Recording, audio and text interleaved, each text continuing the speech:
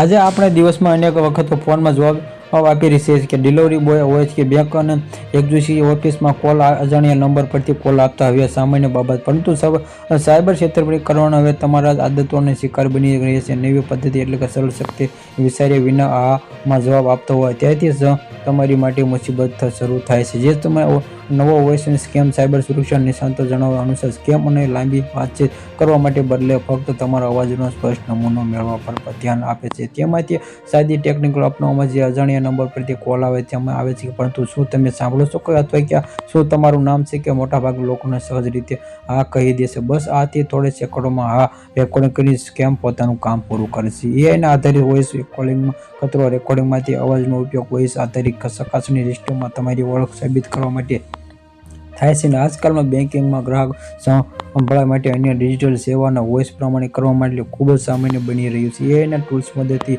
Scam તમારા આજની આબેહૂબ નકલ કરીને બેંકોમાં નકલી સમિતિ પાડી છે, જે પીડિતને ઘણી વખત પડે છે કે એકાઉન્ટથી અચાનક નાણાં કપાઈ જાય છે. જે ભારતમાં વધુ જોખમ વધુ અને સેવામાં કેવાયસીમાં ટેલિકોમ સપોર્ટ અને વીમા કંપની ફોન આધારિત વેરિફિકેશન અને નિરપેક્ષ કોલ આઈડી સંકુલનો કરાવે છે. કોલ અધિકારીમાં જેમાંથી આવ્યો કે નિષ્ણાત માટે કે આ છેતરપિંડીનું મુખ્ય કારણ ટેકનોલોજી નહીં આપતી ઉતાવળ જવાબ આપવાની આદત છે.